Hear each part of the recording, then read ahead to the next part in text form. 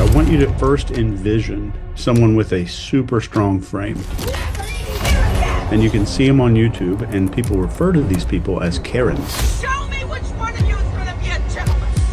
Show me. That's the ultimate frame control, because what do cops do when they encounter a Karen? They answer her questions. They explain what's going on. Ma'am, sit down in the car. No. She demands something, and they start trying to explain themselves. Officer, you just heard what I said? You didn't, because you don't care. See, you don't care about people. They jump into her frame automatically.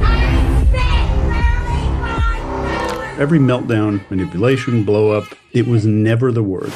2 minutes late. That's what your sign says. 30 minutes or it's free. It was never about what actually happened. When you see someone freak out like that, their brain's reacting to danger. And it's ego danger. There's an ego threat. You told me to leave while So I'm going to give you a diagnostic tool that lets you see exactly what's happening with that in real time. And once you see it, you're going to know exactly how to deal with it. Instantly in the moment. Here's the ego triangle. The model breaks down 3 core ego threats that cause humans to lash out and escalate and manipulate or shut down. So the 3 sides are identity, is who I believe I am, how I need to be seen. Then we have control. This is my ability to direct what happens next. Then we have safety. This is my sense of security, status, or my place in the tribe might be being threatened. So when one of those things gets activated, the brain goes full limbic mode. Logic gets completely bypassed. The behavior changes very quickly. But if you have 2 or more triggered at once, which is what usually happens in these big freakout videos that you see on YouTube, that's when composure pretty much turns into combat. This model explains narcissists, entitled people, power games, manipulation, but it gives you the tools to diffuse it in real time. Identity is essentially, this is who I think I am, do not threaten that. So identity threats are the most common, and they're the most misread. This identity piece of the triangle that deals with a person's self-concept. This is our internal story, who we believe we are, what we deserve, how other people should treat me. When that's threatened, people protect identity at all costs. They lie, they attack, they play the victim. They don't do any of this to deceive. It's all survival, because to the ego, identity equals safety, and that's a big deal. The subcategories of identity are a self-concept breakdown. This is not who I am. They get defensive when their behavior doesn't match self-image. There's narrative violation. You're ruining my story. Narrative violation. They have the internal script. I'm a good parent. I'm always the victim. I'm smarter than everybody. Something feels like an attack if it challenges that. Then we have a reputation threat. This is don't make me look bad.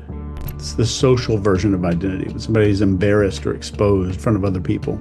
And the victimhood, I am the one who's been wronged, not you. Think about an argument you had with maybe a spouse, maybe an ex, maybe a kid, where the argument was not about the issue. The argument was about which person was wronged. And then we have significance deprivation, or how important somebody is. So you're acting like I don't matter. If someone's unseen or unacknowledged, they'll create drama just to reassert their presence. So they do get acknowledged again. They do get seen.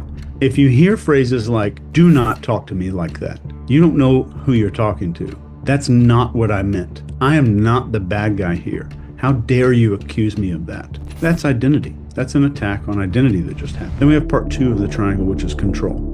And control just says, I need to feel like I have power and predictability. This side of the ego is about agency. It's our ability to influence what happens next, avoid being helpless. We have the control deficit carryover. This is the biggest one you see on these internet videos and people freaking out in public. Control deficit carryover. This is, I have no power in my life, so I'm going to take it right here. This explains the road rage stuff, the entitlement, the bullying, the Karen videos. It's people who feel powerless in the rest of their life. They're overcorrecting in the one place they feel they can maybe take charge. And then we have an uncertainty collapse. If I can't predict what's next, I feel super unsafe. So the brain hates that unpredictability, and especially to this person where their ego's tied into it. In this side of the triangle, this is where you're going to hear, you're not listening to me. You're twisting my words around. I don't have to take this. I don't have to stand here and listen to this. And this one escalates super fast because control threats get louder before they get resolved. They have to go up before they can come down. because I have to feel like I'm in control before I can relax again. So it's just restoring dominance or the illusion of dominance. A lot of people think they're arguing about a topic with their spouse, a loved one, coworker, whatever. You're fighting for frame control. You're trying to establish agency and power. And if you try to win that battle, you lose the person. If you feed them back a sense of control, you dissolve the threat completely. Then we have the safety side of this triangle. This is, am I still secure, included, and protected right now? So it has nothing to do with physical danger. Status, safety, and social position are the two big things here. Then people react fast. They posture, shut down, or they try to dominate. These aren't rational. It's just ego survival. So the subcategories of the safety threat side. First, we have the status threat. And this is, you just made me feel small. So this isn't always about rank. It could be intelligence or IQ, maybe how good someone looks. After that, we have a hierarchy disruption. And this is where we have a power imbalance. And I'm losing. That's kind of what's going on there. And then we have contrasting authority. This is you're outclassing me or you're out hierarchying me. And I can feel that. This someone enters the room with more composure, more confidence, more charisma, and it accidentally, not on purpose, accidentally makes other people feel unsafe, socially unsafe. Insecurity activation is probably the final one here. And this is the, you just reminded me I am not enough. This is the big silent killer. People can get triggered by your success. And keep in mind, we're talking about those other people. But if you're honest, you know that we're also talking about you. And we're talking about me included. Chaos kind of starts when you combine a lot of these triggers. If I have identity and control being threatened, where basically you're saying I'm not who I believe I am, and I can't fix that. So that's kind of a narcissistic rage territory. If I have a control and safety together, this is panic. This is somebody saying, I can't direct what's happening and now I don't feel secure. So it's control and safety, and those usually go together. If there's identity and safety, this is you just made me feel small and like I don't belong here. It's a shame spiral. That's all it is. But what if you have all three?